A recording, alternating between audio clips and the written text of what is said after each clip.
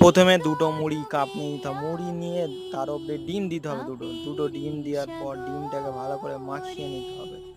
ডিমের উপরে দেবে তোমরা পেঁয়াজ কুচি, ধনেপাতা কুচি, আদা রসুন ঝাল কুচি, যা ইচ্ছা দিতে পারো তোমাদের ইচ্ছা। তারপর নুন দেবে, ঝাল দেবে, হলুদ দেবে, যা পাবে, যা কুড়িয়ে মিড়িয়ে যা পাবে তাই দিয়ে দেবে।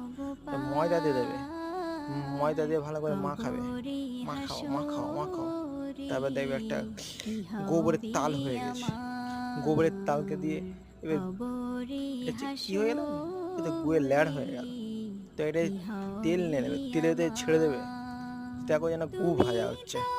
সত্যি আর কি এইসব মাথা মেনে বানায়। 5 মিনিট পর গু ভেজে রেডি আপনার প্লেটে। রক্ত দিয়ে চুবড়ে চুবড়ে খান। সাবস্ক্রাইব করুন আর এইসব ফালতু জিনিস বন্ধ করুন। ফুটবল আবার